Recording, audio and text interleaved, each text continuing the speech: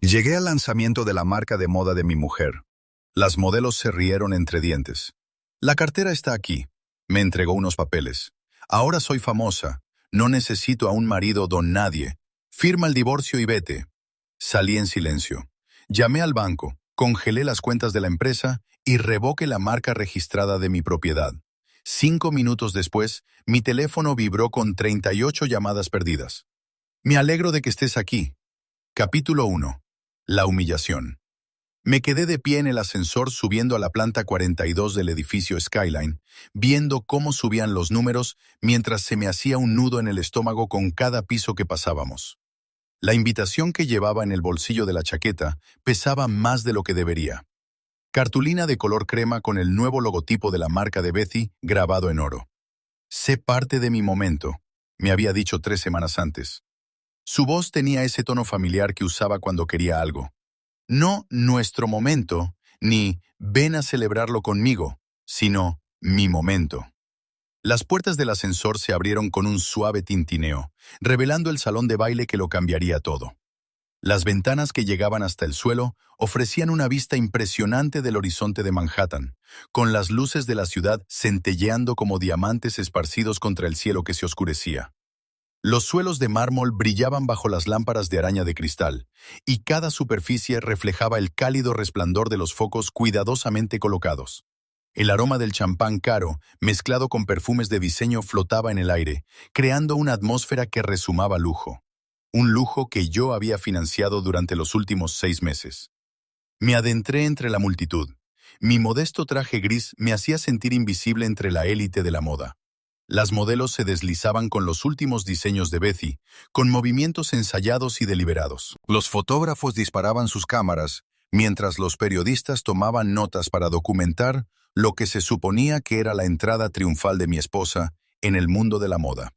Su sueño, respaldado por $350,000 de mi dinero. Los murmullos comenzaron casi de inmediato. «Oh, mira, por fin ha aparecido el pagador». Oí a una de las modelos susurrarle a otra, con la voz rebosante de diversión. Era alta, probablemente de 19 o 20 años, y llevaba un vestido rojo vaporoso que costaba más que el sueldo mensual de la mayoría de la gente. Su amiga soltó una risita, un sonido como de cristales rompiéndose. Bethany dijo que él vendría corriendo cuando ella lo llamara. La segunda modelo respondió, ajustándose los pendientes de diamantes que reflejaban la luz. Los hombres así siempre lo hacen. Sin carácter, solo una chequera. Seguí caminando, con el rostro impasible, aunque algo frío se estaba instalando en mi pecho.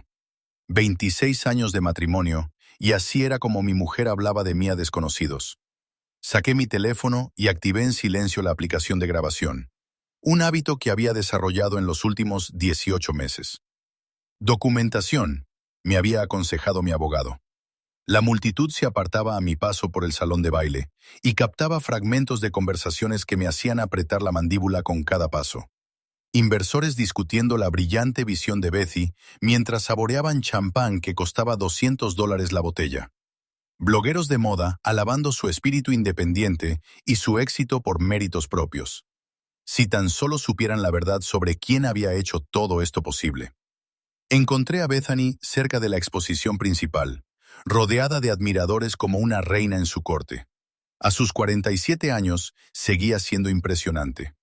Cabello castaño rojizo perfectamente peinado, un vestido verde esmeralda que ceñía su figura, joyas de diamantes que brillaban bajo las luces. Cada pieza de esas joyas había sido un regalo mío, comprado en tiempos mejores, cuando aún creía en nosotros.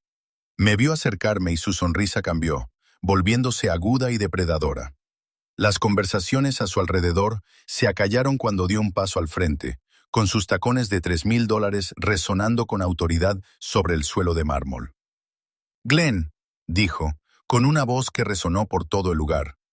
«Qué maravilloso que hayas podido hacer tiempo para esta pequeña reunión, como si 300 invitados, comida de catering, barra libre y un alquiler del local de $85,000 constituyeran algo pequeño e insignificante». Esbocé una sonrisa forzada, la misma expresión paciente que había lucido durante años cada vez que ella decidía recordarme cuál era mi lugar. No me lo perdería por nada del mundo, respondí en voz baja.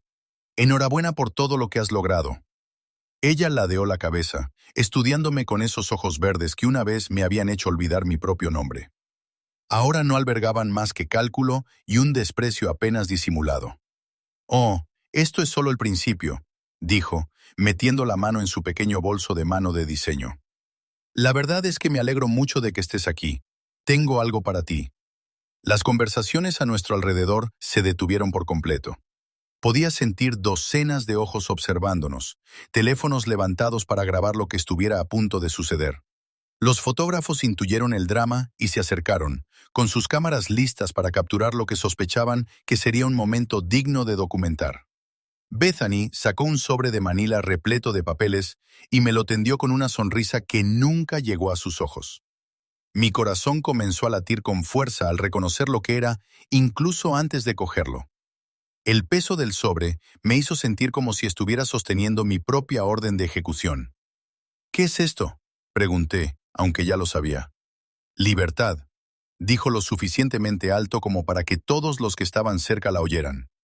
Para los dos, abrí el sobre con manos firmes, aunque por dentro me sentía como si estuviera cayendo. Papeles de divorcio, cada página meticulosamente preparada, cada detalle planeado a su favor. Llevaba meses trabajando en esto, quizá más. La demanda alegaba diferencias irreconciliables y solicitaba pensión alimenticia, la mitad de todos los bienes y el uso exclusivo de nuestra casa de Westchester. Ahora soy famosa, Glenn, anunció, con un tono de triunfo en la voz. Ya no necesito a un marido don nadie que me laste. Solo firma los papeles y vete en silencio. Es lo menos que puedes hacer después de todo lo que he sacrificado por ti. Todo lo que ella había sacrificado por mí. La ironía era tan densa que casi podía saborearla. No había sacrificado nada, salvo la farsa de amarme. Yo había renunciado a mi juventud, a mis sueños, a mi seguridad económica y a mi dignidad para construir la vida que ella ahora estaba utilizando para deshacerse de mí. El público estaba completamente en silencio. Todos observaban esta ejecución pública con el tipo de fascinación que la gente siente por los accidentes de tráfico. Podía ver cómo los teléfonos grababan cada momento de mi humillación para la posteridad de las redes sociales. Mañana esto estaría por todas partes. El patético marido al que dejan plantado en la fiesta de celebración del éxito de su mujer. Una de las modelos de antes se acercó, conteniendo a duras penas la risa.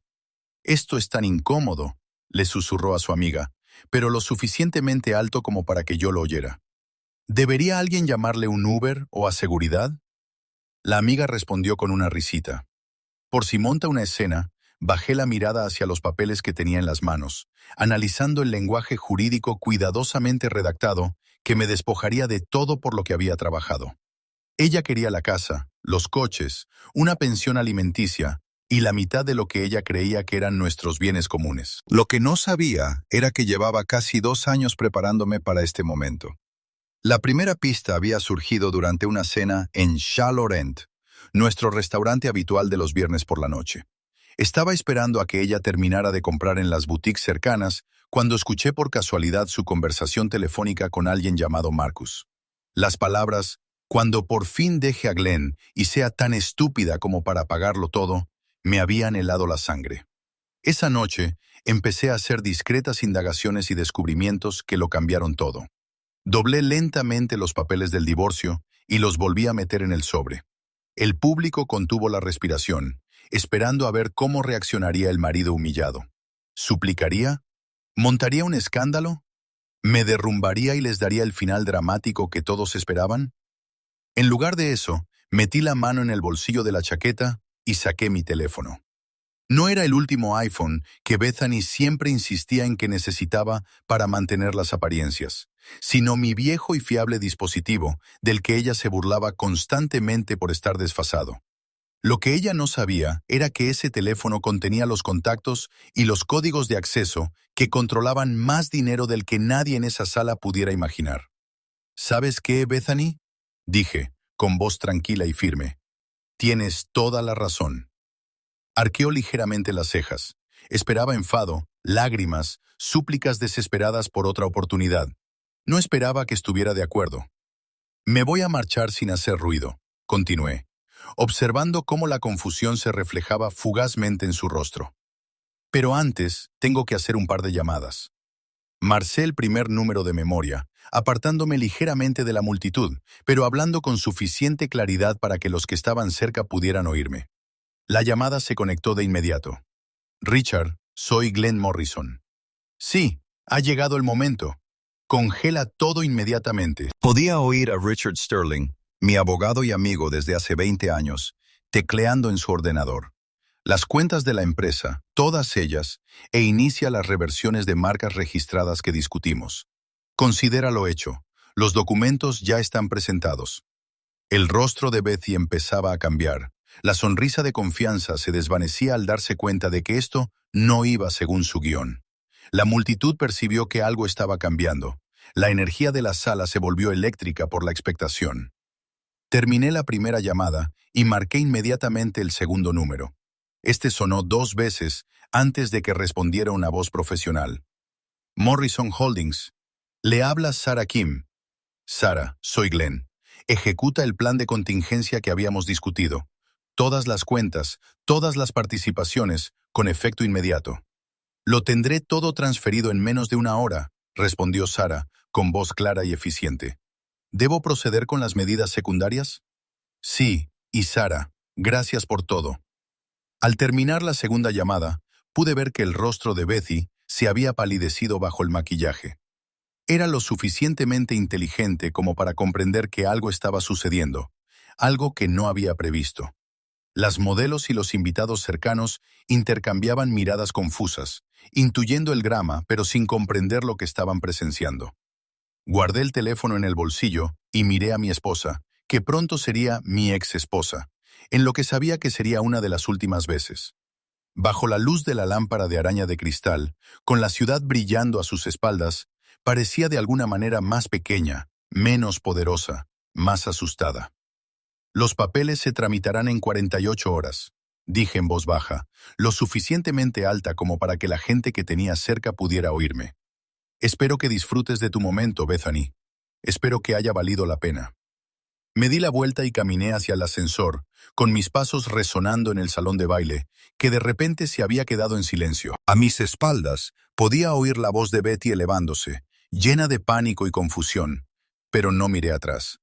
Las puertas del ascensor se abrieron de inmediato, como si el universo por fin estuviera cooperando con mis planes. Cuando las puertas se cerraron y el ascensor comenzó a descender, alcancé a ver mi reflejo en el metal pulido. Por primera vez en años, parecía un hombre que conocía su propio valor. Mi teléfono vibró en mi bolsillo, la primera de las 38 llamadas perdidas que recibiría en la siguiente hora. Pero no iba a contestar. Esta noche no.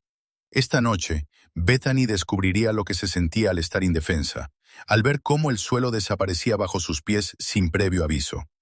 Esta noche descubriría que el marido insignificante al que había descartado con tanta indiferencia había sido el pilar que sostenía todo su mundo.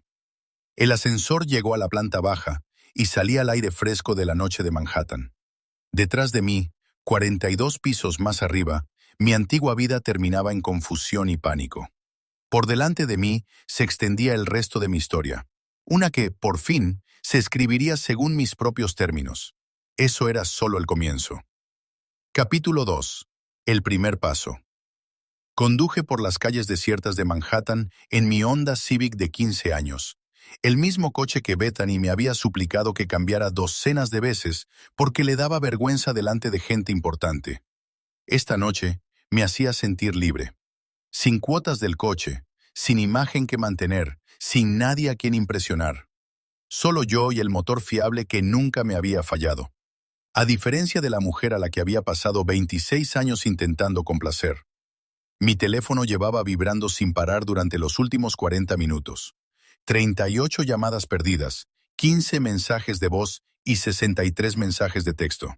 Sabía, sin siquiera mirar, que todos eran de Bethany, y que probablemente su estado había pasado de la confusión a la ira, y luego al pánico, a medida que empezaba a comprender lo que estaba pasando. Había apagado el timbre tras las primeras llamadas, prefiriendo el silencio que me permitía pensar con claridad por primera vez en años.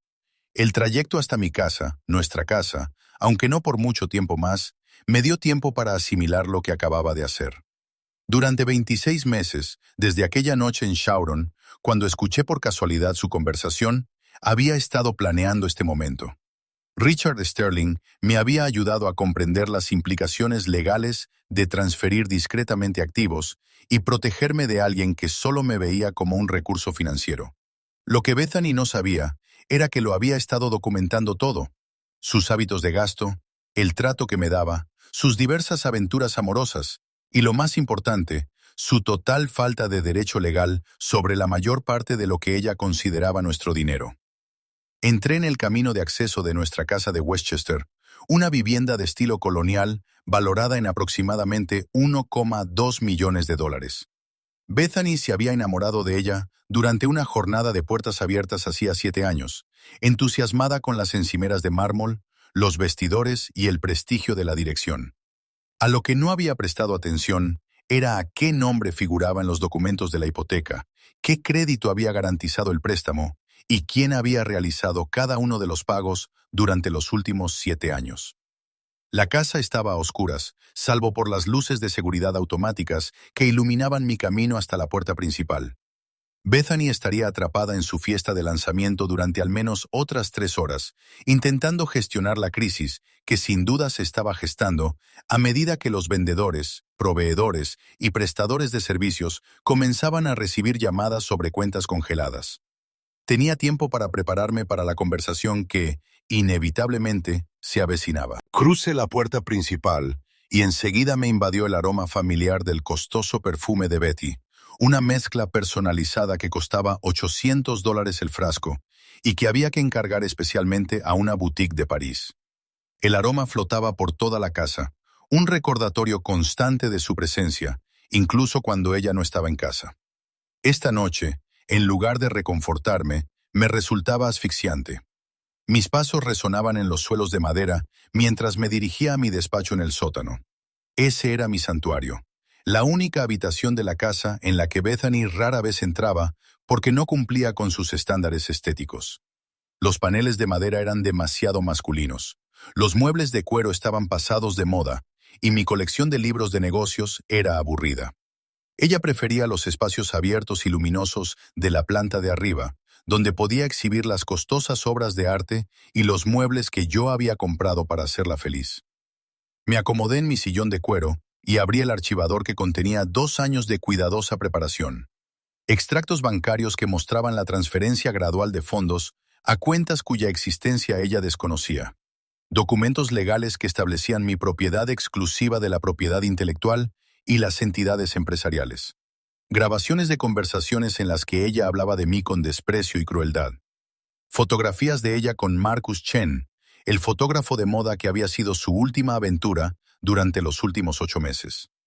El primer documento que saqué fue la demanda de divorcio real, la que había presentado hacía 6 semanas a través del despacho de Richard.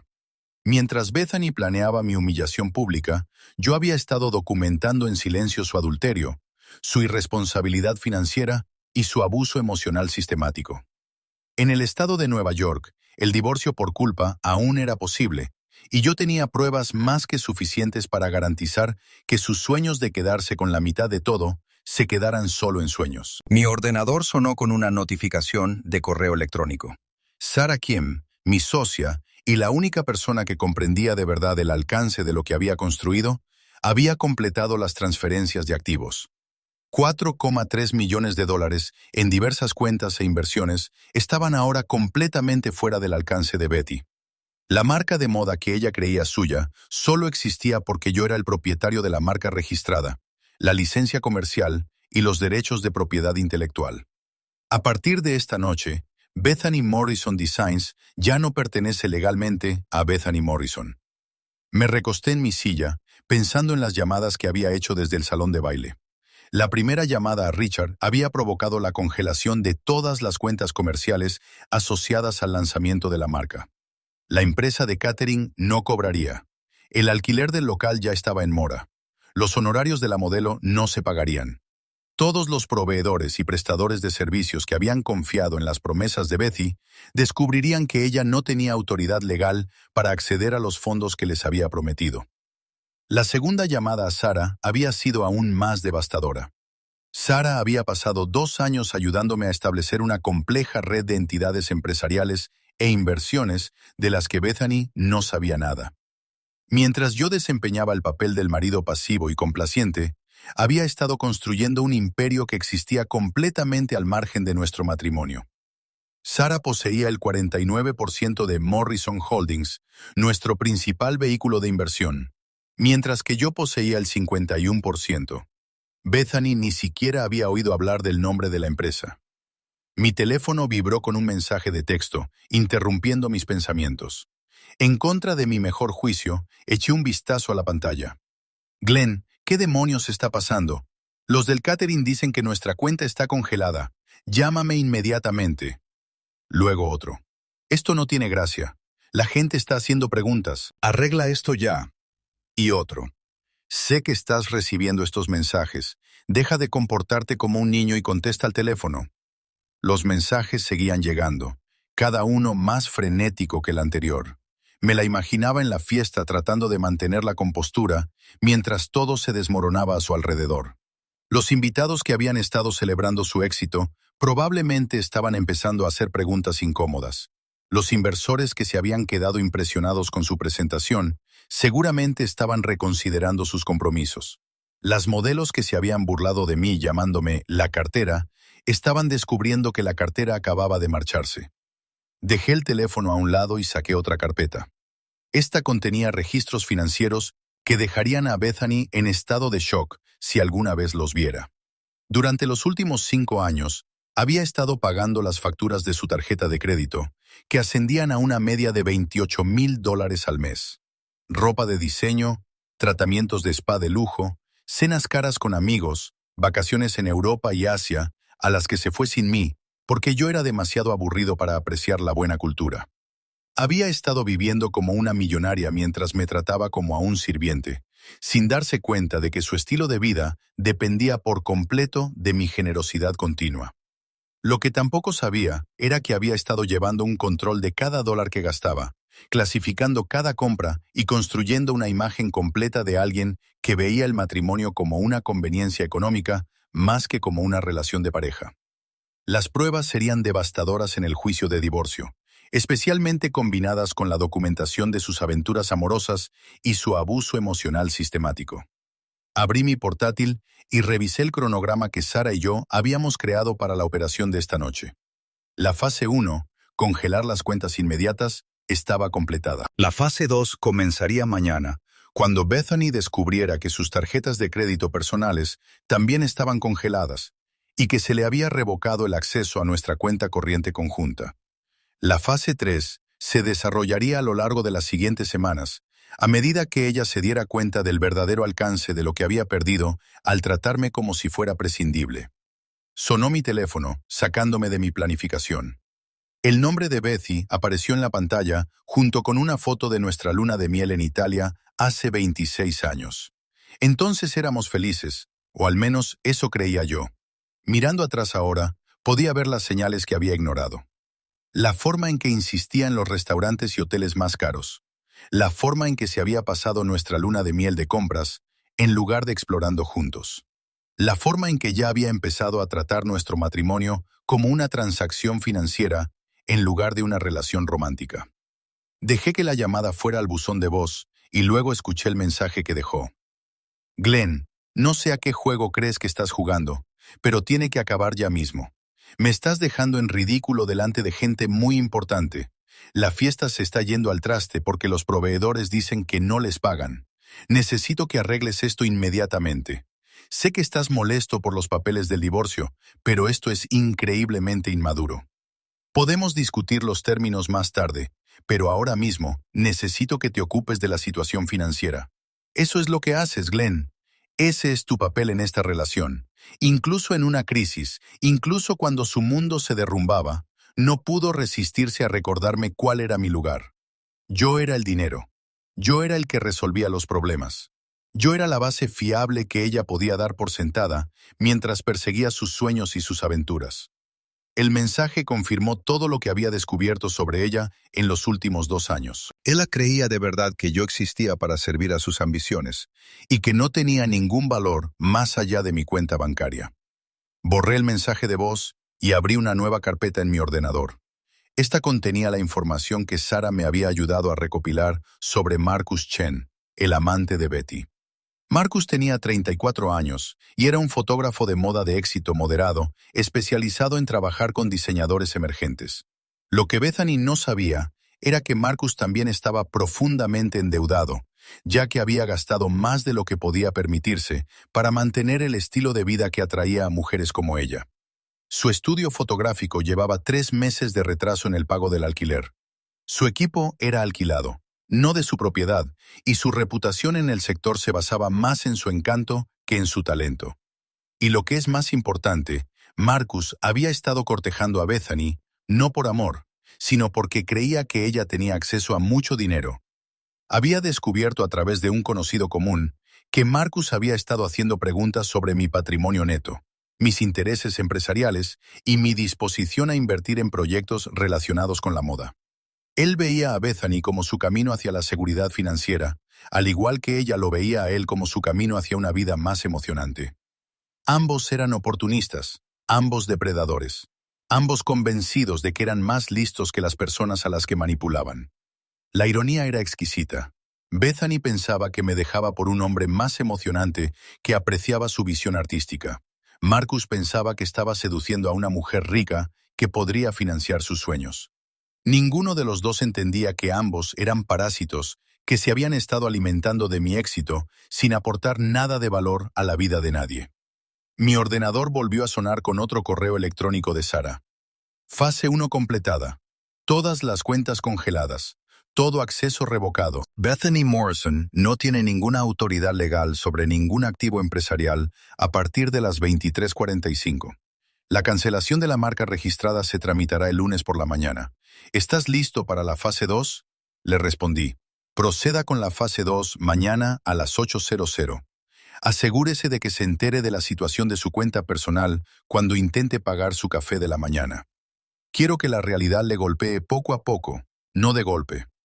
La respuesta de Sara llegó de inmediato. Entendido, Glenn. Sé que esto es difícil, pero estás haciendo lo correcto. Ella nunca te mereció. Sara Kim había sido mi socia durante 6 años, ayudándome a crear inversiones y proyectos que Bethany nunca supo que existían. Era brillante, leal, y había observado con creciente disgusto cómo Bethany me trataba con cada vez más desprecio a lo largo de los años. Sara entendía de negocios, entendía de dinero, y entendía que el éxito requería tanto inteligencia como integridad, cualidades que Bethany nunca había poseído. Lo que Bethany tampoco entendía era que Sara y yo habíamos desarrollado sentimientos el uno por el otro durante el último año. No había pasado nada inapropiado mientras estuve casado, pero la conexión emocional era innegable. Sara me veía como un hombre digno de respeto y de ser su compañero, no como una cartera con piernas. Apreciaba mi mente, mi ética de trabajo y mi carácter de una forma que Bethany nunca había hecho. Cuando se formalizara este divorcio, Sara y yo tendríamos la oportunidad de explorar lo que significábamos el uno para el otro, sin la sombra de mi matrimonio tóxico cerniéndose sobre nosotros. Mi teléfono vibró con otro mensaje de Bethany. Glenn, me voy de la fiesta ahora mismo. Tenemos que hablar inmediatamente. Esto ya ha ido demasiado lejos. Sonreí, imaginándola intentar mantener la compostura mientras su triunfo se convertía en humillación. Los invitados que habían estado celebrando su éxito probablemente estarían difundiendo rumores por todo el mundo de la moda sobre sus problemas económicos. Los inversores que la habían estado cortejando seguramente se lo estarían replanteando. Los proveedores que habían confiado en ella probablemente estarían exigiendo el pago antes de prestar cualquier servicio adicional. Durante 26 años la había protegido de las consecuencias. Había pagado sus facturas, arreglado sus errores y le había permitido vivir en un mundo de fantasía donde sus deseos importaban más que la realidad. Esta noche, por primera vez, estaba experimentando lo que se sentía al enfrentarse a problemas que el dinero no podía resolver de inmediato, especialmente cuando el dinero ni siquiera era suyo para empezar. Miré a mi alrededor en la oficina, a los libros, los archivos y los ordenadores que representaban los cimientos reales de nuestra vida juntos. Todo lo que había en esta habitación se había comprado con el dinero que yo había ganado, organizados según los sistemas que yo había creado y utilizado para construir un futuro que Bethany había estado planeando robarme. Esta noche descubriría que había calculado muy mal. La mujer que pensaba que estaba deshaciéndose de un marido insignificante estaba a punto de descubrir que acababa de destruir su propia vida. Capítulo 3. La verdad sale a la luz. Oí el coche de Betty subir a toda velocidad por nuestro camino de entrada a las 12:47 de la mañana. El motor de su BMW aceleraba más de lo necesario. Un sonido que siempre había delatado su estado emocional. Esta noche sonaba a puro pánico. Me quedé en la silla de mi despacho, rodeado de las pruebas de 26 meses de cuidadosa planificación, escuchando el taconeo frenético de sus zapatos sobre el parqué de madera por encima de mí. Glenn. Su voz resonó por toda la casa, aguda y desesperada. Glenn, ¿dónde estás? Tenemos que hablar ahora mismo. Podía oírla moverse por las habitaciones de arriba, probablemente revisando primero el dormitorio, luego el salón y después la cocina. Dejaría la oficina del sótano para el final, porque siempre había evitado ese espacio, alegando que era demasiado oscuro y deprimente para su gusto. Lo que nunca había entendido era que esa humilde habitación había sido el centro de mando de un imperio que ella nunca supo que existía. Los pasos se detuvieron justo encima de mí. Entonces oí que se abría la puerta del sótano. Sus tacones en las escaleras de madera sonaban como disparos en la casa en silencio. «Ahí estás», dijo, apareciendo al pie de las escaleras, ligeramente sin aliento. Su maquillaje perfecto estaba corrido, su vestido de diseño arrugado y su pelo, normalmente impecable, revuelto. Por primera vez en años, parecía tener su edad real, 47 años, y estar completamente fuera de control. Levanté la vista de la pantalla de mi ordenador con calma, como si acabara de volver de hacer la compra en lugar de un desastre empresarial catastrófico. «¿Qué tal la fiesta?», pregunté con voz neutra. Me miró fijamente durante un largo rato, con los ojos verdes muy abiertos, en una mezcla de confusión y furia. «¿Qué tal la fiesta, Glenn? ¿Qué demonios has hecho? Todo el evento se ha venido abajo. Los proveedores exigen el pago inmediato, el local amenaza con echarnos y los inversores se están echando atrás. Ha sido un desastre total». Me recosté en la silla, estudiando su rostro. Incluso en una crisis, incluso ante la destrucción de todo por lo que había trabajado, su primer instinto era culparme a mí en lugar de asumir la responsabilidad de sus propias acciones. Era típico de Bethany. Las consecuencias siempre eran culpa de otra persona. «No le hice nada a tu fiesta», dije en voz baja. «Simplemente dejé de pagarla». «No puedes dejar de pagar así como así», espetó, acercándose a mi escritorio. «Teníamos acuerdos con esa gente, contratos, obligaciones legales». «Tú tenías acuerdos», la corregí. «Contratos que tú firmaste, obligaciones legales que tú creaste». «Nunca autoricé ninguno de esos gastos, Bethany. Simplemente diste por sentado que mi dinero siempre estaría disponible para financiar tus sueños». Parpadeó rápidamente, asimilando lo que le estaba diciendo. «Pero las cuentas de la empresa estaban a mi nombre. La marca registrada de tu marca está a nombre de mi empresa. La reserva del local estaba garantizada con mi crédito. Todo lo que creías que era tuyo era en realidad mío, y esta noche lo he recuperado». Se le fue todo el color de la cara al empezar a asimilar la realidad. Había pasado meses planificando este lanzamiento, estableciendo contactos con inversores, prometiendo a los proveedores que podría pagar por sus servicios, construyendo una imagen pública como emprendedora independiente. Lo que nunca se había molestado en investigar era la base legal de su propio negocio. «Eso es imposible», susurró. «Yo misma registré la empresa, presenté toda la documentación». Giré la pantalla de mi ordenador hacia ella, mostrándole la base de datos de registro de marcas. Bethany Morrison Designs figuraba como filial de Morrison Holdings LLC. Mi firma aparecía en todos los documentos oficiales. Su nombre no aparecía por ninguna parte en la estructura de propiedad legal. «Registraste un DBA, una entidad que opera bajo otro nombre», le expliqué con paciencia. «Eso te da derecho a usar el nombre, pero no a ser su propietaria. La marca comercial real, la licencia comercial, los derechos de propiedad intelectual, todo eso pertenece a Morrison Holdings, que es mi empresa». Ella se quedó mirando la pantalla, con la boca abriéndose y cerrándose sin emitir ningún sonido. Para alguien que se había pasado años tachándome de aburrido hombre de negocios que no entendía la creatividad ni la visión, había sido notablemente descuidada con respecto a la parte empresarial de su propia aventura. «No puedes hacer esto», dijo, alzando la voz. «Puse mi corazón en esa marca, en mis diseños, en mi visión, en mi trabajo». «¿Tu trabajo?», la interrumpí, abriendo otra carpeta sobre mi escritorio. «Hablemos de tu trabajo». Saqué una pila de facturas y recibos, documentación de todos los gastos relacionados con su marca de moda durante los últimos 18 meses. Adquisición de tejidos, $47,000. Desarrollo de patrones, $23,000. Creación de muestras, $36,000. Marketing y promoción, $68,000. Desarrollo de la página web y fotografía, $29,000. $350,000, dije, extendiendo los papeles por mi escritorio. Eso es lo que ha costado tu trabajo hasta ahora.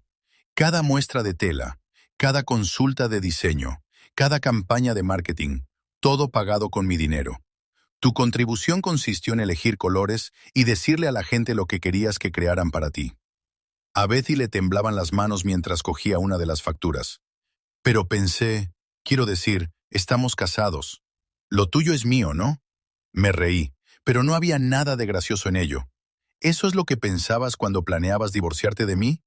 Cuando me entregaste esos papeles delante de 300 personas, cuando les dijiste a todos que yo era un marido insignificante del que ya no necesitabas, ¿pensaste en nuestro matrimonio como una sociedad?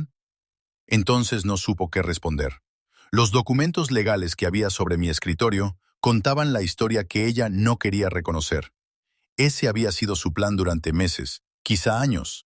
La demanda de divorcio que había preparado solicitaba la posesión inmediata de nuestra casa, una pensión alimenticia permanente y la mitad de todos los bienes conyugales. Había calculado que destruirme públicamente le daría ventaja en el proceso de divorcio, obligándome a aceptar sus condiciones en lugar de librar una larga batalla. Lo que no había calculado era que yo llevaba preparándome para este momento desde la noche en que escuché su conversación en Chalorón. «Glenn», dijo, con ese tono meloso que utilizaba cuando quería algo caro. «Sé que estás dolido. Sé que los documentos de divorcio fueron un shock, pero podemos arreglar esto. Podemos renegociar las condiciones, hacer que sean más justas para los dos». Abrí otra carpeta y saqué otro conjunto de documentos legales, los que realmente destruirían su mundo. «Estos son los papeles del divorcio que presenté hace 6 semanas», dije, deslizándolos por el escritorio. «Antes de tu fiesta de lanzamiento, antes de que me humillaras en público, antes de que creyeras que tenías toda la ventaja». Sus ojos se abrieron como platos mientras hojeaba los documentos. A diferencia de su demanda, que se basaba en diferencias irreconciliables sin culpa, la mía citaba motivos específicos: adulterio, abandono y maltrato. Cada acusación estaba respaldada por pruebas detalladas, fotografías, grabaciones de voz, registros financieros y declaraciones de testigos. «Lo has estado planeando», susurró, con los papeles temblando en sus manos. «Durante 2 años», confirmé, «desde que me di cuenta de que no me veías más que como un recurso económico, desde que comprendí que ya tenías pensado deshacerte de mí en cuanto creyeras que ya no necesitabas mi dinero». Saqué mi teléfono y reproduje una de las conversaciones grabadas, en la que se oía su voz con total claridad, hablando con su amiga Vivian Torres sobre sus planes de divorcio. «Una vez que me haya consolidado en el mundo de la moda, ya no tendré que seguir fingiendo», decía su voz grabada. «Glenn es útil para pagar las facturas, pero es tan aburrido. Sin ambición, sin pasión, sin emoción. Estoy desperdiciando los mejores años de mi vida casada con alguien que cree que el éxito consiste en hacer hojas de cálculo». Detuve la grabación y la miré a la cara. Se había quedado completamente pálida al darse cuenta de que sus conversaciones privadas habían sido grabadas y podían utilizarse en su contra en el juicio. «¿Cuántas grabaciones tienes?», preguntó en voz baja. «Las suficientes», respondí. «Conversaciones con tus amigas sobre lo mucho que detestas estar casada conmigo. Llamadas telefónicas con Marcus Chen planeando tu aventura. Conversaciones con tu abogado de divorcio sobre cómo ocultar activos y maximizar tu indemnización. 2 años de pruebas de que ves el matrimonio como una transacción comercial en la que no aportas nada y te lo quedas todo. Se hundió en la silla frente a mi escritorio, comprendiendo por fin el alcance de lo que estaba sucediendo. No se trataba de una reacción emocional al recibir la notificación de divorcio. Era una respuesta cuidadosamente orquestada a años de abuso y explotación sistemáticos. La aventura con Marcus, continué, sacando otra carpeta. Tengo fotografías, recibos de hotel, facturas de restaurante, todo pagado con mis tarjetas de crédito, por cierto. Usaste mi dinero para financiar tu relación con tu amante. Ese nivel de desprecio por tus votos matrimoniales le resultará muy interesante a un juez. La respiración de Betty se estaba volviendo superficial y rápida. Glenn, por favor, podemos arreglar esto. Puedo cambiar. Podemos ir a terapia de pareja. Como hicimos hace 3 años. Pregunté, refiriéndome al breve periodo en el que ella había aceptado la terapia matrimonial, solo para pasar cada sesión explicándole al terapeuta por qué todos nuestros problemas eran culpa mía. Cuando le dijiste al doctor de Martínez que yo no estaba emocionalmente disponible porque trabajaba demasiado para mantener tu estilo de vida, mientras tú afirmabas que no entendía tus necesidades creativas y utilizabas mis tarjetas de crédito para comprar bolsos de $15,000. Abrí mi portátil y le mostré el análisis financiero que Sara había preparado, un desglose de cada dólar que ella había gastado en los últimos 5 años. Las cifras eran asombrosas. Ropa de diseño, $147,000. Vacaciones de lujo, $93,000. Tratamientos de spa y servicios de belleza, $68,000. Cenas caras y ocio, $54,000. Arte y decoración del hogar, $82,000. $444,000, dije, dejando que la cifra flotara en el aire entre nosotros. Eso es lo que ha costado tu estilo de vida en los últimos 5 años. Sin contar la casa, los coches, ni los gastos diarios, solo tus compras personales, el ocio y tus caprichos. Pero nunca te quejaste, susurró ella, como si eso justificara de alguna manera el exceso. Nunca me quejé porque creía que me querías, respondí. Pensaba que estaba haciendo sacrificios para hacer feliz a mi mujer. No entendía que solo estaba financiando el estilo de vida de alguien que planeaba deshacerse de mí en cuanto encontrara algo mejor. Mi teléfono vibró con un mensaje de texto de Sara. Fase 2 completada. Todas las cuentas personales congeladas, tarjetas de crédito canceladas. Ella descubrirá el alcance total cuando intente usarlas mañana. Bethany me vio leyendo el mensaje y me agarró del brazo. Glenn, no puedes cortarme el acceso al dinero. Tengo citas mañana. Tengo obligaciones. Tienes el mismo acceso al dinero que siempre has tenido, le dije, apartándole suavemente la mano del brazo. Tu propio dinero. El dinero que has ganado con tu propio trabajo y tus propios esfuerzos. Oh, espera, no tienes nada de eso, ¿verdad? Darse cuenta de ello la golpeó como un puñetazo. No tenía ingresos independientes, ni ahorros personales, ni activos a su nombre. Durante 26 años había vivido exclusivamente de mis ingresos sin aportar nada a nuestra seguridad financiera. Incluso su marca de moda había sido financiada íntegramente con mi dinero y existía solo porque yo le había proporcionado la infraestructura legal y financiera. Necesito tiempo para aclarar las cosas, dijo, con un tono de desesperación en la voz. No pueden dejarme sin nada de la noche a la mañana. Tendrás tiempo, le aseguré. El proceso de divorcio llevará varios meses. Durante ese tiempo puedes buscar empleo, establecer tu propio historial crediticio y crear tu propia independencia financiera. Tómatelo como una experiencia de aprendizaje. Me miró fijamente como si de repente hubiera empezado a hablar en un idioma extranjero. El concepto de trabajar para ganar dinero, de ser responsable de sus propios gastos, de vivir dentro de sus posibilidades, eran ideas que nunca se le habían ocurrido durante nuestro matrimonio. ¿Y qué pasa con la casa?, preguntó. ¿Dónde se supone que voy a vivir? Saqué los documentos de la hipoteca y la escritura de la propiedad, en los que solo figuraba mi nombre. Esta casa me pertenece a mí. Se compró con mi dinero y utilizando mi crédito. Y yo he realizado todos y cada uno de los pagos durante los últimos 7 años. Puedes quedarte en la habitación de invitados hasta que encuentres otra solución, pero a partir de esta noche, eres una inquilina, no la propietaria. El cambio en su rostro fue notable. La mujer arrogante y despectiva que me había humillado delante de 300 personas apenas unas horas antes, había sido sustituida por alguien que parecía perdida y vulnerable. Por primera vez en nuestro matrimonio, estaba experimentando lo que se sentía al estar indefensa. «Esto no ha terminado», dijo, tratando de recuperar algo de su antigua autoridad. «Te llevaré a los tribunales. Voy a sacar a la luz todo lo que has hecho». «Por favor, hazlo», respondí con calma. «Estoy deseando tener esta conversación ante un juez. ¿Puedes explicarles por qué crees que tienes derecho a la mitad de todo lo que he ganado, mientras tú has pasado 26 años sin aportar nada más que críticas y desprecio?» Se levantó bruscamente, a punto de volcar la silla. «Te vas a arrepentir de esto, Glenn. No soy una víctima indefensa a la que puedas simplemente descartar». «Tienes razón», admití. «No eres indefensa. Eres una mujer de 47 años, con un título universitario y 26 años de matrimonio con alguien que habría apoyado cualquier esfuerzo genuino que hubieras hecho por construir algo significativo. El hecho de que eligieras no construir nada, no aportar nada, convertirte en nada más que una costosa decoración para mi vida, esas fueron tus decisiones». Se dio la vuelta y se dirigió hacia las escaleras.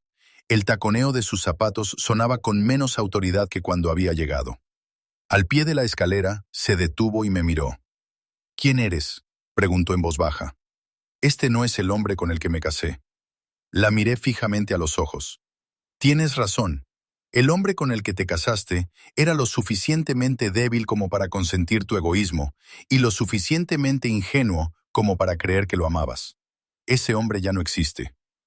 Desapareció subiendo las escaleras, dejándome solo con la evidencia de su traición y la satisfacción de saber que por fin se había hecho justicia. Mañana descubriría que sus tarjetas de crédito habían sido canceladas y que se le había revocado el acceso a nuestras cuentas conjuntas. Descubriría lo que se sentía al estar verdaderamente impotente por primera vez en su vida adulta. Y yo empezaría a construir el futuro que debería haber empezado a crear hace 26 años. Hace tiempo. Capítulo 4. El imperio al descubierto. 3 días después de la catastrófica fiesta de lanzamiento, me senté en el despacho de la esquina de Sarah Kim, en la planta 37 del edificio Meridian, observando cómo Bethy's Wall continuaba su espectacular colapso a través de los ventanales que se extendían desde el suelo hasta el techo y que daban al distrito financiero de Manhattan. La luz de la mañana que se filtraba a través del cristal iluminaba la pila de documentos legales esparcidos sobre la mesa de conferencias de caoba de Sarah, prueba de un imperio que Bethany apenas empezaba a comprender. Sarah sirvió café de una elegante vajilla de plata, con movimientos precisos y profesionales. A sus 38 años, poseía ese tipo de competencia discreta que la había convertido en una de las gestoras de patrimonios privados más exitosas de la ciudad. Llevaba el pelo oscuro recogido en un elegante moño, y su traje gris carbón proyectaba una autoridad que provenía de gestionar cientos de millones de dólares en activos de clientes. Lo que Bethany nunca había sabido era que Sarah llevaba 6 años gestionando mis activos, construyendo una base financiera que existía de forma completamente independiente de mi matrimonio. «La respuesta de los medios ha sido interesante», dijo Sarah, deslizando una tableta por la mesa. La pantalla mostraba varios sitios web de la industria de la moda con titulares como «El lanzamiento de la marca de Bethany Morrison termina en desastre financiero» y «El debut de nuevos diseñadores se derrumba en medio de problemas de pago». Los artículos estaban redactados con cuidado para evitar responsabilidades legales, pero el mensaje era claro. Bethany había prometido más de lo que podía cumplir, y la industria se estaba dando cuenta. Desplacé la pantalla por los artículos, fijándome en cómo se estaba configurando la narrativa. Ninguno de los periodistas entendía la verdadera historia. Solo veían la superficie. Una nueva diseñadora cuyo modelo de negocio había fracasado, no el engaño sistemático que se había puesto al descubierto. Lo que no sabían era que todos los contratos con proveedores, todos los acuerdos con locales, todos los acuerdos con proveedores de servicios habían sido firmados por alguien que carecía de autoridad legal para acceder a los fondos necesarios para cumplir con esas obligaciones. ¿Ha intentado ponerse en contacto contigo directamente?, preguntó Sara, acomodándose en su silla con la tranquila confianza de alguien que había pasado años construyendo un éxito genuino en lugar de vivir de los logros de otros. 47 veces desde el lunes, respondí, dejando la tableta sobre la mesa.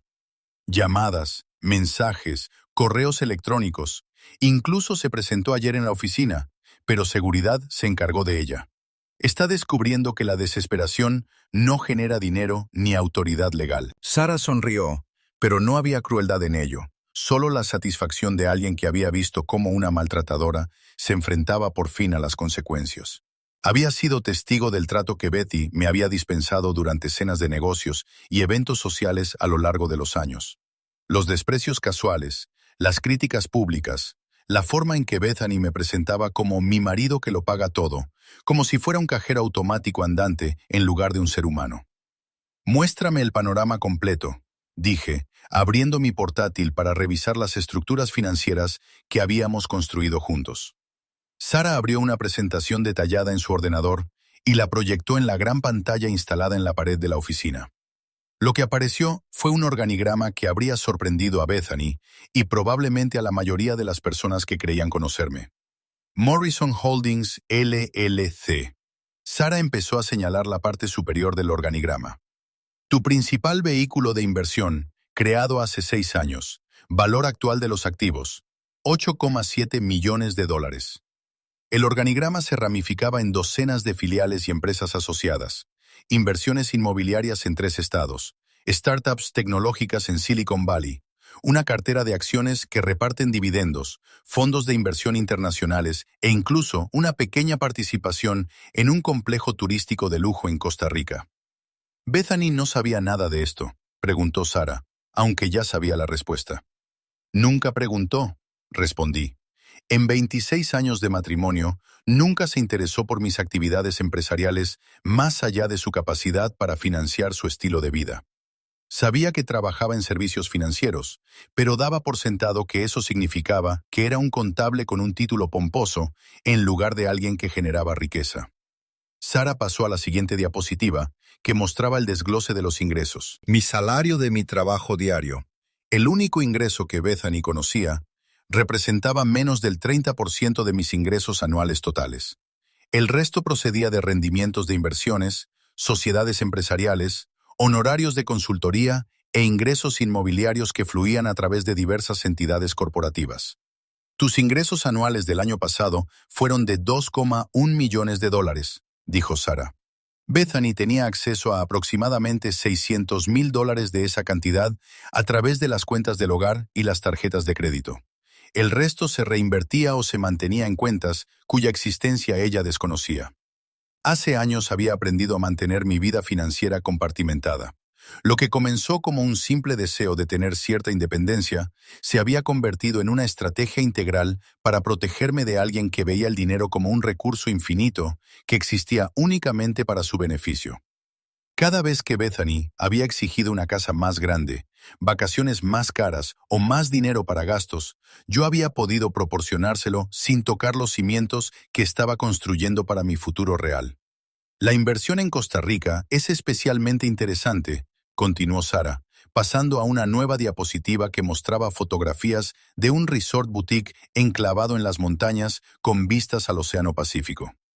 37 habitaciones, spa con todos los servicios, granja ecológica, acceso a playa privada. Eres propietaria del 18% a través de Morrison Holdings. Estudié las imágenes. Piscinas infinitas que reflejaban puestas de sol tropicales, elegantes villas rodeadas de exuberantes jardines, huéspedes sofisticados disfrutando de servicios de primera clase. Representaba todo lo que Bethany decía valorar: lujo, belleza, sofisticación, atractivo internacional.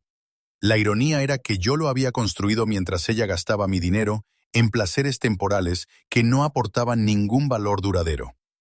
¿Cuál es la rentabilidad anual?, pregunté. El año pasado fue del 14% y se prevé que este año sea del 16%. El ecoturismo en Costa Rica se está expandiendo rápidamente y esta propiedad está perfectamente situada para una clientela de alto nivel. Mi teléfono vibró con otro mensaje de Bethany. Glenn, sé que estás recibiendo estos mensajes. Tenemos que hablar de un acuerdo razonable. No puedo vivir sin ingresos. Le mostré el mensaje a Sara, quien sacudió la cabeza con disgusto. Sigue sin reconocer lo que te hizo, observó Sara. Sigue sin disculparse.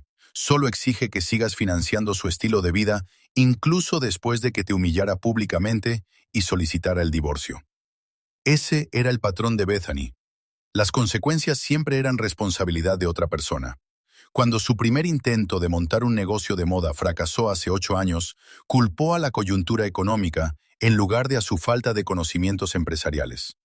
Cuando su etapa de alfarería terminó con miles de dólares en materiales sin usar, culpó al profesor por no fomentar adecuadamente su creatividad. Cuando su estudio de fotografía cerró al cabo de 6 meses, ella había echado la culpa a la ubicación, en lugar de a su negativa a trabajar con clientes que pagaran. «Enséñame la cartera inmobiliaria», le dije, con ganas de ver el panorama completo de lo que había construido mientras desempeñaba el papel de marido comprensivo. Sara pasó a una nueva presentación que mostraba las propiedades que teníamos en Nueva York, Florida y California. Un apartamento frente al mar en Miami que alquilaba a turistas. Un dúplex en Brooklyn que proporcionaba ingresos estables por alquiler de jóvenes profesionales. Un pequeño edificio de apartamentos en San Diego que se había revalorizado un 60% en 4 años. Valor inmobiliario total, $3,2 millones, informó Sara. Ingresos anuales por alquiler, $237,000. Todas las propiedades eran propiedad de Morrison Holdings o de sociedades de responsabilidad limitada afiliadas. Cada propiedad se había comprado durante un periodo en el que Bethany estaba centrada en algún nuevo pasatiempo caro o compromiso social. Mientras ella se gastaba $15,000 en un taller de manualidades diseñado a medida que utilizó 2 veces, yo cerraba la compra de propiedades de inversión que me proporcionarían ingresos durante décadas. Mientras ella organizaba fiestas en el jardín de $20,000 para impresionar a sus amigos, yo estaba construyendo una cartera que garantizaría mi independencia financiera, independientemente de lo que sucediera en mi matrimonio. Las inversiones en tecnología han tenido un rendimiento excepcional, continuó Sara, mostrando un gráfico que reflejaba el crecimiento de nuestra cartera de Silicon Valley. La startup de inteligencia artificial en la que invertiste hace 3 años ha aumentado su valor un 460%. La empresa de energías renovables ha subido un 280%. Incluso las iniciativas fallidas proporcionaron útiles deducciones fiscales. Había aprendido a identificar startups prometedoras a través de mi trabajo en servicios financieros, invirtiendo a menudo cantidades más pequeñas en múltiples empresas en lugar de apostarlo todo a una sola oportunidad. Mientras Bethany compraba bolsos de diseño que perdían valor en el momento en que los sacaba de la tienda, yo financiaba innovaciones que darían forma al futuro de la tecnología y la energía. ¿Cuál es el patrimonio neto total actual?, pregunté, aunque ya sabía la cifra aproximada. $1,3 millones al cierre de los mercados de ayer, respondió Sara, sin incluir las valoraciones de propiedad intelectual pendientes ni las nuevas oportunidades que hemos discutido. $11,3 millones acumulados discretamente a lo largo de 6 años, mientras Bethany se pasaba los días en spas y centros comerciales, convencida de que mi único valor era mi disposición a pagar sus facturas. Había estado viviendo con alguien que valía más de $11 millones, mientras lo trataba como a un sirviente a su antojo. Sonó mi teléfono. Era Richard Sterling, mi abogado y amigo de toda la vida. Contesté de inmediato. «Glenn, tenemos que hablar», dijo Richard, con un tono de voz que reflejaba la gravedad de los últimos acontecimientos. «El abogado de Bethany quiere programar una reunión para llegar a un acuerdo. Alegan que ella tiene derecho a la mitad de todo, basándose en la duración del matrimonio». Puse el teléfono en altavoz para que Sara pudiera escuchar la conversación. «¿Qué es exactamente lo que alegan que ella aportó para justificar eso?» «Esa es la parte interesante», respondió Richard. «Argumentan que su apoyo emocional y sus contribuciones sociales durante el matrimonio le dan derecho a la mitad de todos los bienes conyugales. Parecen creer que el hecho de haber estado casada contigo durante 26 años la convierte automáticamente en copropietaria de una fortuna que ni siquiera sabía que existía». Sara y yo intercambiamos miradas. La estrategia legal era predecible pero absurda. El abogado de Betty intentaba presentarla como una esposa comprensiva que había sacrificado sus propias oportunidades profesionales para ayudarme a alcanzar el éxito, en lugar de reconocer la realidad de que no había aportado nada mientras se llevaba todo. ¿Tienen alguna documentación que respalde esa teoría?, pregunté. Ninguna. De hecho, las pruebas sugieren exactamente lo contrario. Las grabaciones que usted proporcionó muestran que ella expresaba constantemente desprecio por su trabajo y menospreciaba sus logros. Los registros financieros demuestran que ella era una carga para los recursos en lugar de contribuir a su creación. Eché un vistazo al organigrama que aún se veía en la pantalla de Sara. Millones de dólares en activos acumulados gracias a una planificación minuciosa, un pensamiento estratégico y una ejecución disciplinada. Bethany había estado presente físicamente durante los años en que se creó esa fortuna, pero su contribución había sido totalmente negativa. Me había disuadido activamente de asumir riesgos, criticaba mis decisiones empresariales y exigía que diera prioridad a sus deseos inmediatos por encima de la planificación financiera a largo plazo. Hay algo más, continuó Richard. Amenazan con hacer público que ocultaste activos durante el matrimonio.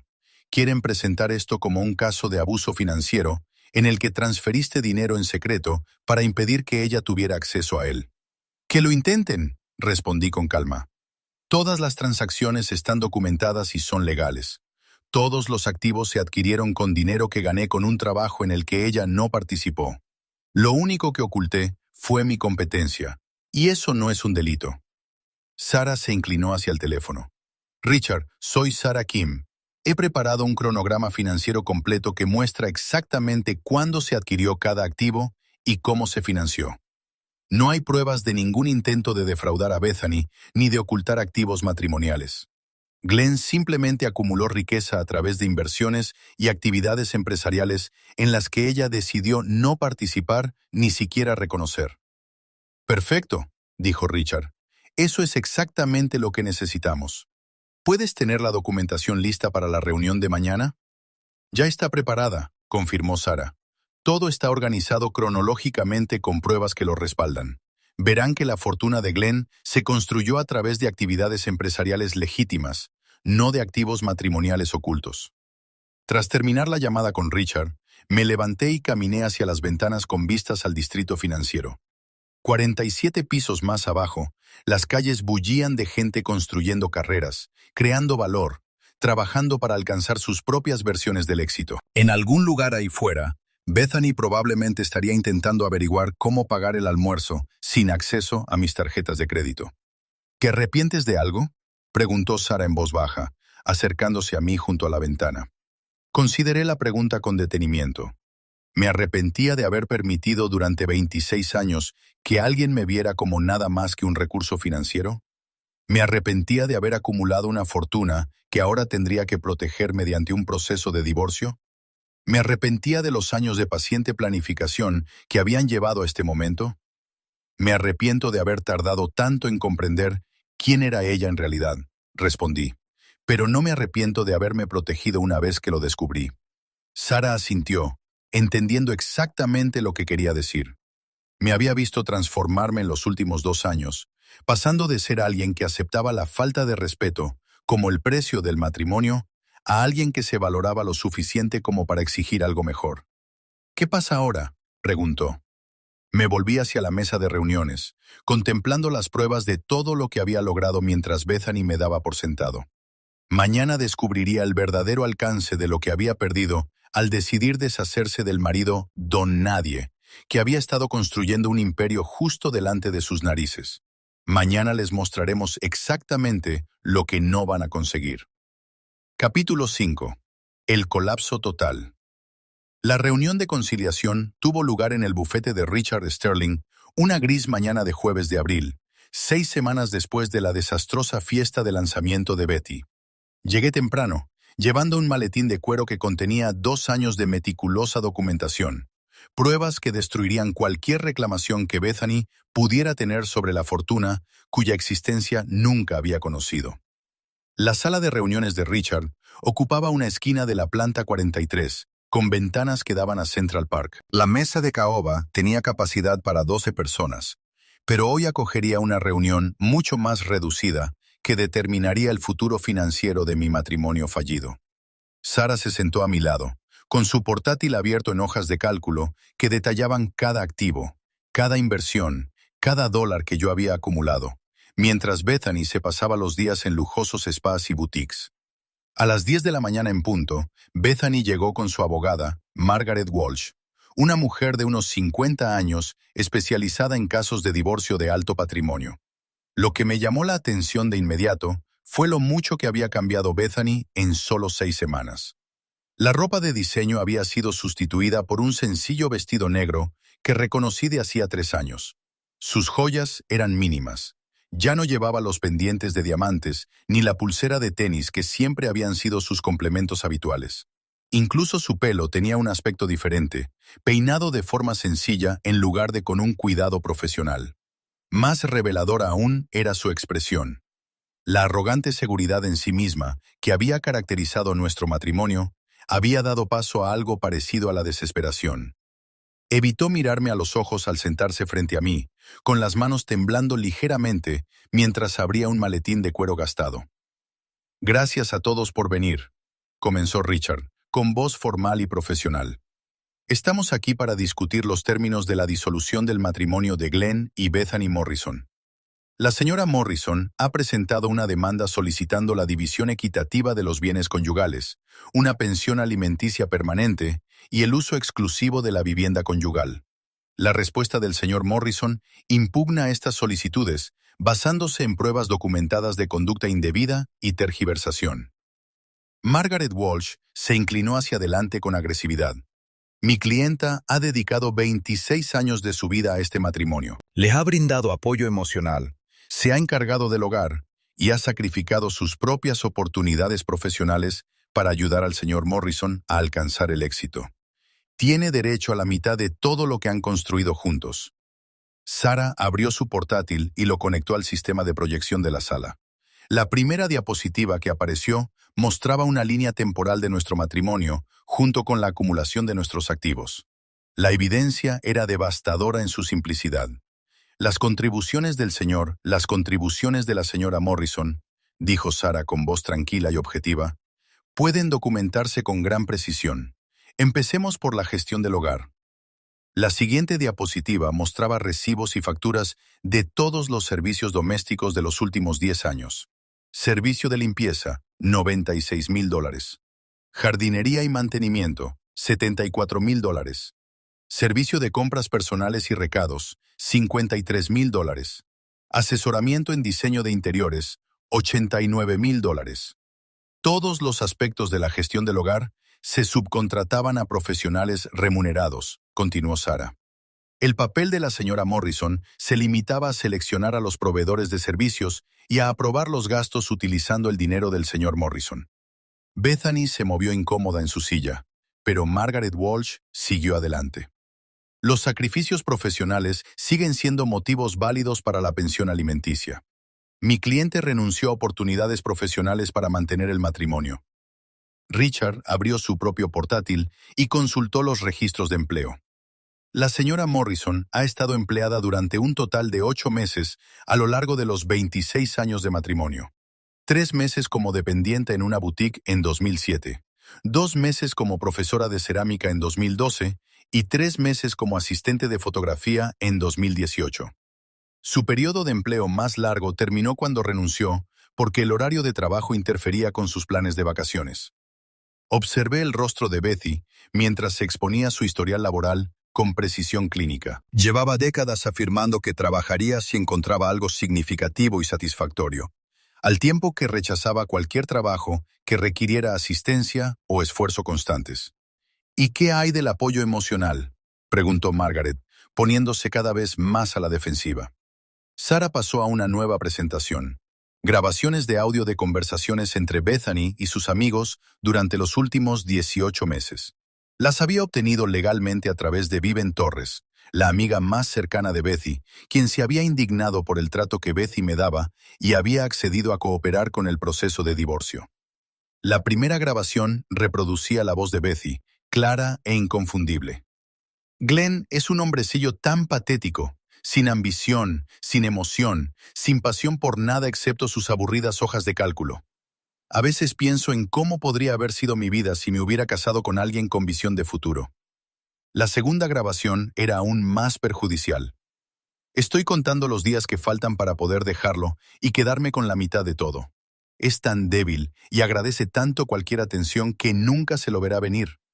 Los hombres como Glenn merecen que se aprovechen de ellos. Son demasiado estúpidos para exigir un trato mejor. El silencio en la sala era profundo. Margaret Walsh se había quedado pálida al darse cuenta de que su cliente había sido grabada expresando desprecio y una explotación calculada. Bethany tenía la mirada fija en la mesa, incapaz de mirar a nadie. El apoyo emocional, dijo Richard con tono seco, parece haber brillado por su ausencia en este matrimonio. Sarah continuó la exposición con pruebas económicas que demostraban el abuso sistemático que Bethy hacía de mi generosidad. Extractos de tarjetas de crédito que mostraban compras de bolsos de $15,000 mientras yo me preparaba el almuerzo para ahorrar dinero. Recibos de spa por un total de $47,000 en un solo año, mientras yo llevaba los mismos trajes durante 5 años. Gastos de vacaciones de $38,000 por viajes que ella realizó con amigos, mientras yo trabajaba horas extras para financiar su estilo de vida. La cantidad total que la señora Morrison gastó en lujos personales durante los últimos 5 años, anunció Sarah, fue de $683,000. Esto no incluye los gastos del hogar, los servicios públicos ni las necesidades básicas, solo ropa de diseño, joyas, tratamientos de spa, ocio y viajes personales. Margaret Walsh tomaba notas frenéticamente, dándose cuenta claramente de que su cliente había tergiversado la naturaleza del matrimonio. ¿Y los activos del señor Morrison? Aunque mi cliente cometiera errores, sigue teniendo derecho a la mitad de los bienes conyugales. Este era el momento que había estado esperando.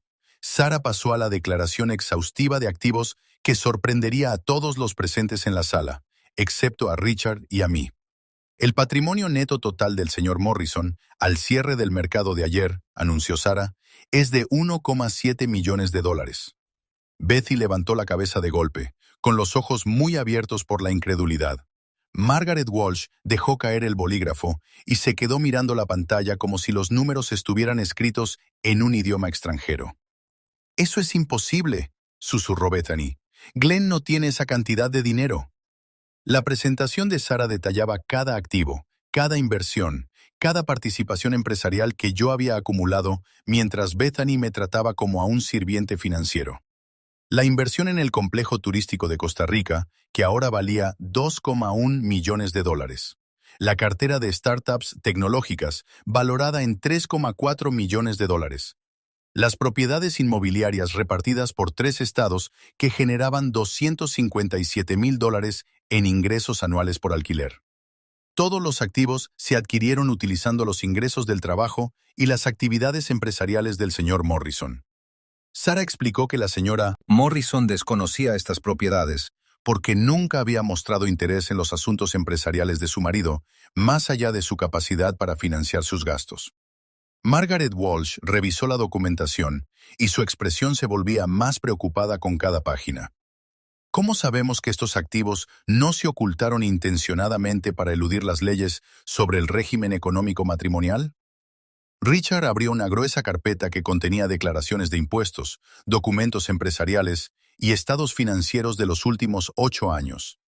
Todas las transacciones se habían declarado debidamente al IRS y a las autoridades fiscales estatales. Todas las inversiones estaban documentadas a través de instituciones financieras legítimas. Todas las entidades empresariales se habían constituido y registrado legalmente. El desconocimiento de la señora Morrison sobre el éxito de su marido no constituye prueba de ocultación. Demuestra su total falta de implicación en la relación matrimonial. Las pruebas eran abrumadoras. Mientras Bethany se pasaba los días de compras y socializando, yo había estado construyendo un imperio que ella nunca se molestó en comprender ni apreciar. Mientras ella se quejaba a sus amigos de estar casada con alguien aburrido, yo tomaba decisiones de inversión que generaban más riqueza de la que ella jamás hubiera imaginado. Hay un elemento más a tener en cuenta, continuó Richard, abriendo otro expediente. La aventura de la señora Morrison con Marcus Chen. Colocó fotografías sobre la mesa, imágenes de Bethany y Marcus en restaurantes caros, hoteles de lujo y escapadas de fin de semana. Todos los recibos mostraban cargos a tarjetas de crédito a mi nombre. La señora Morrison utilizó fondos conyugales para financiar su relación extramatrimonial, explicó Richard. Habitaciones de hotel, cenas, regalos, gastos de viaje, todo cargado a cuentas financiadas con los ingresos del señor Morrison. El importe total gastado en la aventura durante 8 meses fue de $23,000. Bethany lloraba ahora en silencio, con el rímel corriéndole por las mejillas, a medida que se hacía evidente el alcance total de su exposición. No solo había sido infiel, sino que había utilizado mi dinero para pagar su traición. Margaret Walsh cerró su libreta y miró directamente a su clienta. «Señora Morrison, necesito hablar con usted en privado». Salieron de la sala de reuniones durante 15 minutos, tiempo en el que Sarah y yo revisamos los últimos detalles de nuestra presentación. Cuando regresaron, la expresión de Margaret había cambiado por completo. «Mi clienta desea revisar sus peticiones», anunció Margaret. «Dadas las pruebas presentadas, estamos dispuestos a aceptar un acuerdo que prevea una pensión alimenticia temporal durante 2 años. Lo que permitiría a la señora Morrison es hora de alcanzar la independencia económica». Richard negó con la cabeza. La postura del señor Morrison es que la señora Morrison no tiene ningún derecho válido sobre unos activos que no ayudó a crear, cuya existencia desconocía y que, de hecho, socavó activamente con su conducta. Su contraoferta es sencilla. La señora Morrison no recibirá pensión alimenticia, no habrá reparto de bienes y no tendrá derecho a ningún activo. A cambio, el señor Morrison no emprenderá acciones legales para recuperar los fondos que ella desvió para financiar su aventura. El silencio se prolongó durante casi 1 minuto. Bethany miró a su abogada con desesperación, pero Margaret Walsh se había dado cuenta claramente de que luchar solo expondría a su clienta a una responsabilidad adicional. «Necesitamos tiempo para considerarlo», dijo Margaret finalmente. «Tienen hasta las 5 de la tarde de mañana», respondió Richard. «Después de eso, pasaremos a juicio, donde todas estas pruebas pasarán a ser de dominio público». Mientras nos preparábamos para salir, Bethany finalmente me habló directamente por primera vez desde que entramos en la sala. «Glenn, por favor», dijo con la voz quebrada. «Llevamos casados 26 años. Eso tiene que contar para algo». La miré al otro lado de la mesa de reuniones. Esta mujer que había pasado décadas tratándome con desprecio, mientras gastaba mi dinero y planeaba mi destrucción. Por un momento sentí algo que podría haber sido lástima. «Lo fue todo», respondí en voz baja, «hasta que decidiste que no valía nada». Recogí mis papeles y salí de la sala, dejando atrás los restos de un matrimonio que llevaba años muerto antes de que ninguno de los dos fuera lo suficientemente valiente como para admitirlo. 2 horas más tarde, mi teléfono vibró con un mensaje de texto de Margaret Walsh. «El cliente acepta las condiciones. Firmaremos el acuerdo mañana». Se había acabado. Después de 26 años de consentir a alguien que no me veía más que como un recurso financiero, por fin era libre para construir una vida con alguien que me valorara por algo más que mi cuenta bancaria. La mujer que creía estar deshaciéndose de un marido insignificante acababa de descubrir que había echado por la borda al hombre más exitoso que jamás conocería. Capítulo 6. El nuevo comienzo. 6 meses después, estaba en el balcón de mi ático con vistas al río Hudson, contemplando la puesta de sol sobre Manhattan, mientras Sarah preparaba la cena en la cocina a mis espaldas. El apartamento era todo lo que nuestra antigua casa nunca había sido. Tranquilo, auténtico, lleno de cosas que había elegido porque me encantaban y no porque impresionaran a los demás. El divorcio se había formalizado hacía 3 semanas, sin atención mediática, sin dramas y sin intentos de última hora por parte de Bethany de renegociar el acuerdo. Ella había firmado los papeles, aceptando 0 pensión alimenticia y renunciando a cualquier derecho sobre los bienes. Al comprender por fin que luchar solo la expondría a una humillación adicional y a una posible responsabilidad legal por los gastos de la aventura, había cumplido mi promesa de no reclamar los $23,000 que había gastado en financiar su relación con Marcus Chen. Aunque esa relación había terminado exactamente como había previsto. En el momento en que Marcus se dio cuenta de que Bethany no tenía acceso a dinero ni perspectivas de riqueza futura, pasó a otro objetivo. Una galerista del Soho que aún estaba casada con alguien que sí contaba con recursos económicos. «¡La cena está lista!», gritó Sara desde la cocina, con una voz cálida y cariñosa que me recordaba a diario lo que me había estado perdiendo durante mi matrimonio. Llevábamos ya 4 meses viviendo juntos, y cada día reforzaba mi comprensión de cómo era realmente una relación de pareja auténtica. Entré en el comedor, donde Sara había puesto la mesa con sencilla elegancia, buena comida, excelente vino y ese tipo de ambiente acogedor que se crea al estar con alguien que te aprecia por lo que eres y no por lo que puedes aportar. Llevaba vaqueros y un jersey de cachemira, con el pelo suelto sobre los hombros, y estaba más guapa de lo que Bethany había estado jamás con todos sus trajes de diseño y su estilismo profesional. «¿Qué tal te ha ido el día?», me preguntó mientras nos sentábamos a comer salmón a la plancha y verduras asadas, una comida que ella misma había preparado en lugar de pedirla en un restaurante caro o contratar a un chef personal. «Productivo», respondí, sirviéndonos vino a los dos. La ampliación del complejo turístico de Costa Rica va por delante de lo previsto.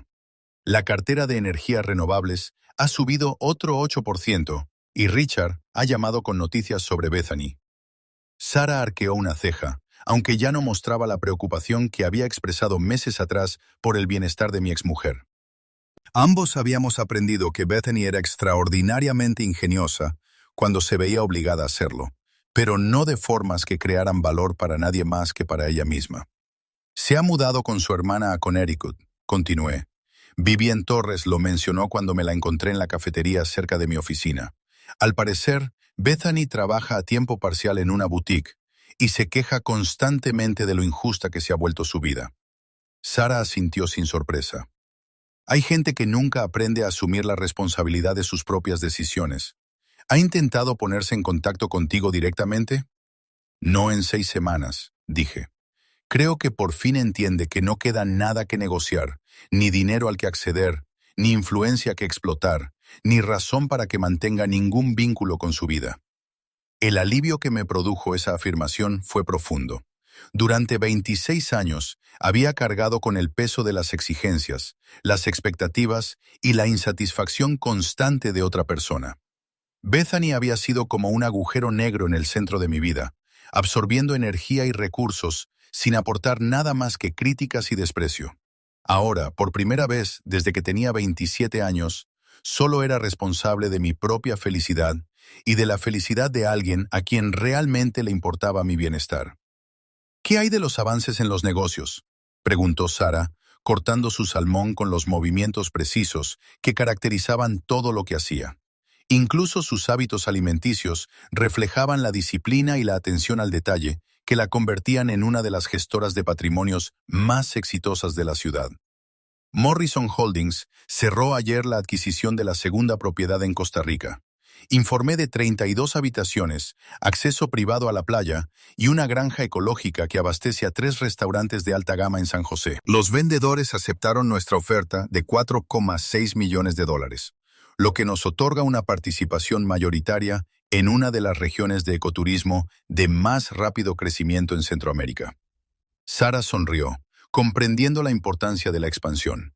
Mientras Bethany gastaba dinero en placeres efímeros que no aportaban ningún valor duradero, Sara y yo estábamos creando activos que generarían ingresos y se revalorizarían a lo largo de décadas.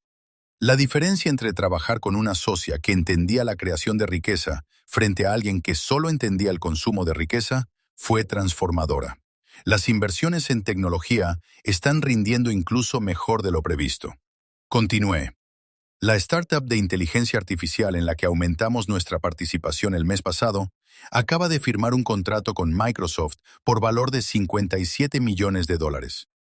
Nuestra participación del 18% vale ahora aproximadamente $3,2 millones. Lo que no mencioné, porque Sara ya lo sabía, era que todas las decisiones de inversión se tomaban de forma conjunta.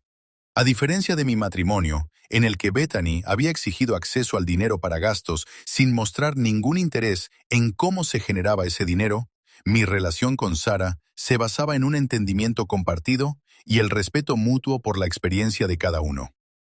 «Yo también tengo noticias», dijo Sara, mientras rellenaba nuestras copas de vino. «El consorcio bancario suizo ha aceptado nuestra propuesta para el Fondo Internacional. Van a aportar $250 millones para empezar, con potencial de expansión hasta los 500 millones en un plazo de 2 años. Esta era la oportunidad por la que habíamos estado trabajando durante 8 meses.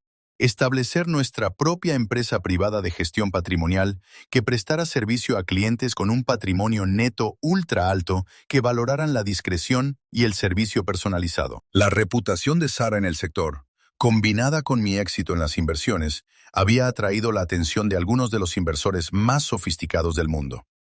«¿Cuándo empezamos?», pregunté, aunque ya sabía que la respuesta cambiaría nuestras vidas de formas que Bethany nunca habría podido imaginar ni apreciar. «El 1 de enero», respondió Sara.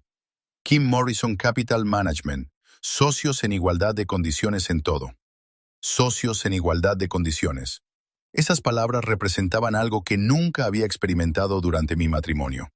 Bethany había sido una dependiente costosa, no una compañera. Había aportado críticas, no colaboración. Había exigido apoyo sin ofrecerlo a cambio.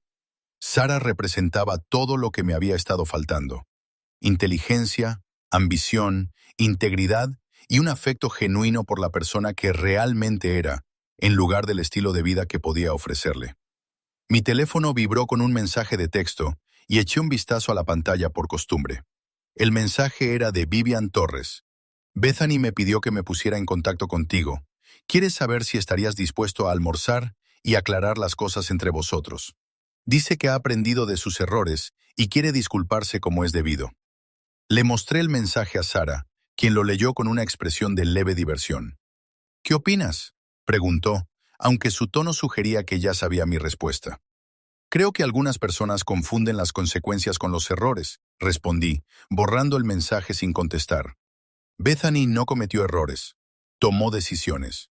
Durante 26 años, eligió tratarme con desprecio mientras gastaba mi dinero. Decidió tener aventuras mientras exigía mi apoyo económico. Decidió planear una humillación pública como estrategia de salida. Eso no fueron errores. Fueron decisiones que reflejaban quién es ella en realidad. Sara asintió, entendiendo perfectamente lo que quería decir. Había presenciado suficientes procesos de divorcio como para reconocer el patrón de los maltratadores que de repente descubren el arrepentimiento cuando se enfrentan a consecuencias permanentes. «El único error», continué, «fue mío. Permití su comportamiento durante demasiado tiempo porque confundí la lealtad con la debilidad y la generosidad con el amor». Terminamos de cenar mientras hablábamos de nuestros planes para el nuevo negocio, los viajes internacionales que requeriría y la vida que estábamos construyendo juntos. Cada conversación con Sara me recordaba lo que me había estado perdiendo durante mi matrimonio. Una conexión intelectual genuina con alguien que valoraba la colaboración por encima del parasitismo. Más tarde esa noche, nos sentamos en el balcón con vistas al río. Sara leía informes de inversión mientras yo revisaba los planos arquitectónicos para la ampliación del complejo turístico de Costa Rica. El cómodo silencio entre nosotros era algo que nunca había experimentado con Bethany, que exigía entretenimiento y atención constantes. «¿Alguna vez te arrepientes de cómo terminó?», preguntó Sara durante una pausa en nuestro trabajo. Consideré la pregunta en serio, pensando en los 26 años que había pasado tratando de hacer feliz a alguien que estaba decidida a ser infeliz.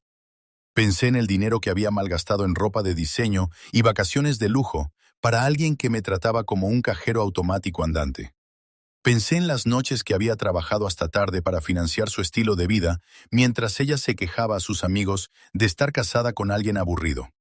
«Lamento haber tardado tanto en comprender mi propio valor», respondí.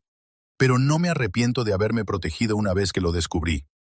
Las luces de la ciudad se reflejaban en el agua bajo nosotros, creando patrones que se desplazaban y cambiaban con cada barco que pasaba. En algún lugar por ahí, Bethany probablemente seguía contándole a cualquiera que quisiera escucharla lo injustamente que la habían tratado, Aún convencida de que haber estado casada conmigo durante 26 años le daba derecho a la mitad de una fortuna que ella nunca había ayudado a crear. Pero eso ya no era mi problema. Por primera vez en mi vida adulta, solo era responsable de mi propia felicidad y de la felicidad de alguien que se preocupaba de verdad por mi bienestar. ¿En qué estás pensando?, preguntó Sara, cerrando su portátil y acercándose a mí en el sofá exterior.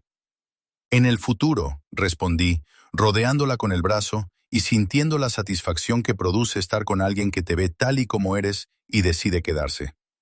Todas las posibilidades que vamos a explorar juntos. Sara sonrió y se acurrucó contra mi hombro, y los dos contemplamos las luces de la ciudad reflejadas en el agua oscura.